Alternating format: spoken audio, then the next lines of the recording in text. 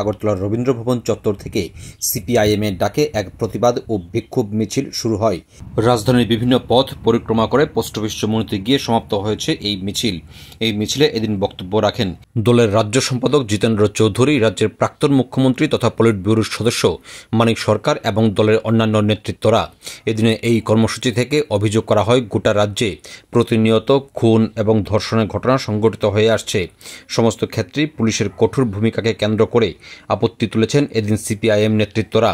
অন্যদিকে রাজ্যের দ্রব্যমূল্য বৃদ্ধি, বন্যায় ক্ষতিগ্রস্ত মানুষদের সহযোগিতা প্রদান থেকে শুরু করে বিভিন্ন ইস্যুতে এদিন সরকারের বিরুদ্ধে সুর চড়ানো হয়েছে এই প্রতিবাদ ও বিক্ষোভ কর্মসূচি থেকে।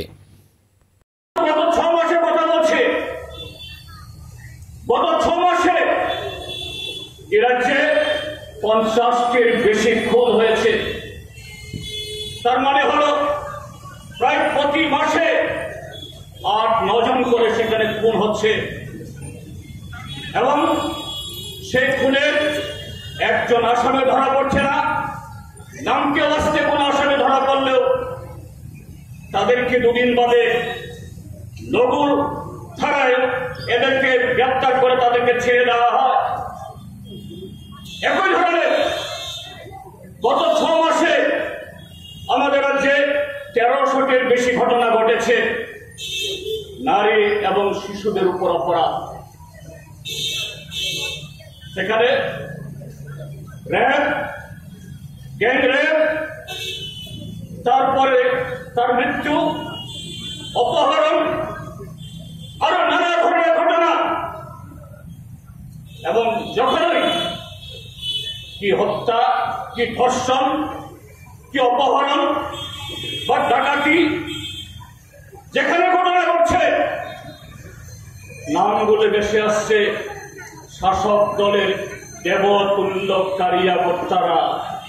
আর যেই মাত্র সেই দেবতুল্য কার্যকর্তাদের নাম কোন এফআইআর রিপোর্ট হয়, পুলিশের তদন্তে প্রকাশ পায়, পুলিশ আর 1 কদম এগোতে পারে না, তাদেরকে এগোতে দেওয়া হয় না। অপরাধের বিরুদ্ধে কোন ব্যবস্থা সেখানে গ্রহণ করতে পারে না। কিন্তু বন্ধুরা, আজকে সারা দেশের তুলনায় যদি আজকে দেখা যায়,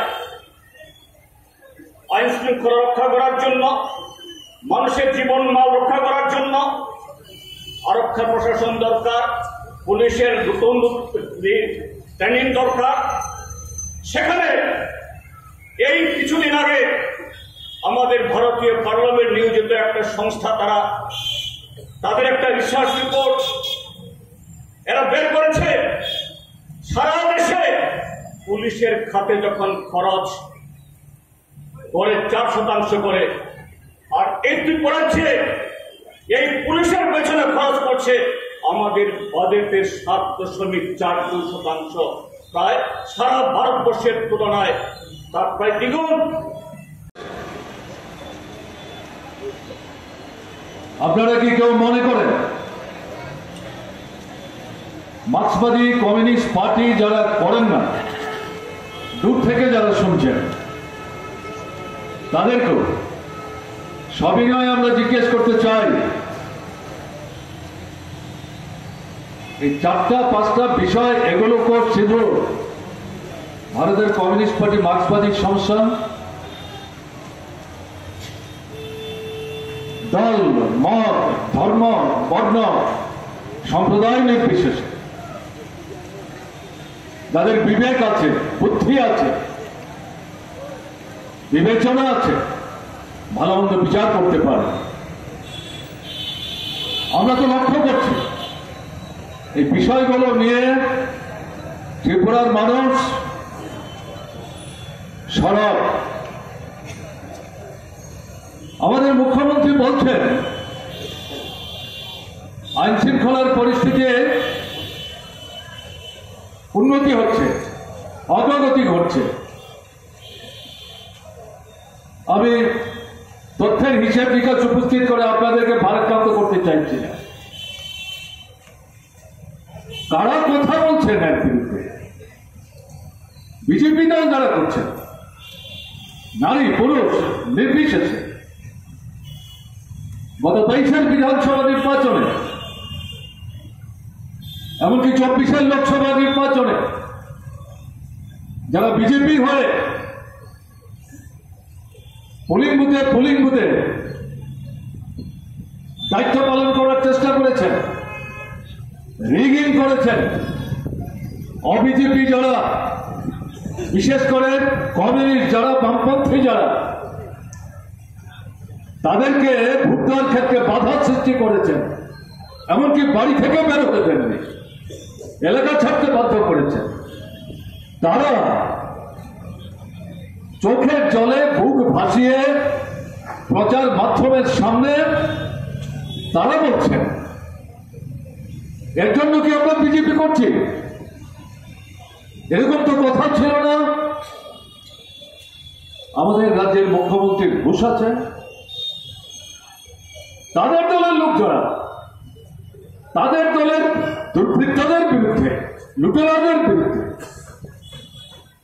শ্লীলতা যারা হারি করছেন তাদের বিরুদ্ধে কথা বলছেন। আপনারা দেখেছেন, কেউ বলতে পারবেন? এই ঘটনাগুলির বিরুদ্ধে মুখ্যমন্ত্রী নিন্দা করেছেন। কোন একটা বাড়িতে গেছেন দলীয় কর্মী, তাদের অবস্থা জানবার জন্য, বুঝবার জন্য, তাদের দলের কোন নেতৃত্ব জাননি। কি বলে নিজের পিঠের চামড়া বাঁচাবার চেষ্টা করছে। এটা মার্ক্সবাদী কমিউনিস্ট পার্টির বক্তব্য না।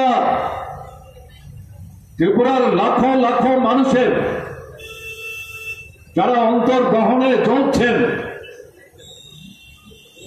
ঠোঁট কামড়াচ্ছেন, কপালে হাত দিচ্ছেন, আড়ালে আড়ালে বলছেন কি সর্বনাশ করলাম, নিজেদের পায়ে নিজেরা কুড়ুল মেরেছি, পরিবর্তনের স্লোগানে বিভ্রান্ত হয়ে তথাকথিত সুযোগ সুবিধার যে প্রলোভন তারা জাল হিসাবে বিস্তার করেছিল, তার দ্বারা প্রলুব্ধ হয়ে আমরা রাজনৈতিক যে পরিবর্তন ত্রিপুরায় আনা, এর জন্য তো আমরা প্রস্তুত ছিলাম না। সেই মানুষ তারাই আবার নূতন করে শপথ নিতে শুরু করেছেন, দল ছাড়তে শুরু করেছেন। এমনকি বিজেপি দলের মধ্যে পুরনো বিজেপি, নূতন বিজেপি, এই লড়াই, এ নিয়ে সংঘর্ষ, রক্তপাত, খুনোখুনি, এই সমস্ত ঘটনাগুলি আজকে সারা ত্রিপুরার মানুষের সামনে উপস্থিত।